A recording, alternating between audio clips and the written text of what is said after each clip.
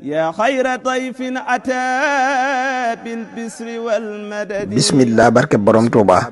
asalaamualeykum wa rahmatullah. noo ngi leen di nuyu bu baax di leen ziyaara. gannaaw loolu yi seen naafila guddik tey gi di guddik fukkeel gi ak ñett ci weeru koor.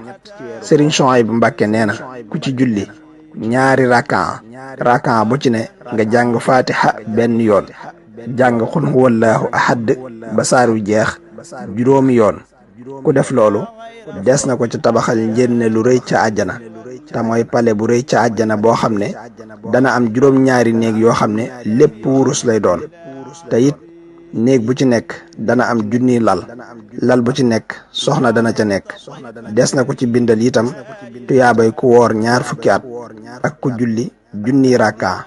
yal na nu ko yàlla man loo te nu def ko na mu ko taamoo, mu nangul nu ko fulal nu ko laqal ñu ko fi yàq yëgul barkeb Cheikhul Khadim. mu'azzaman inda rabbi la sharika lahu wa inda ahli tuqa wal ilmi war rasadi.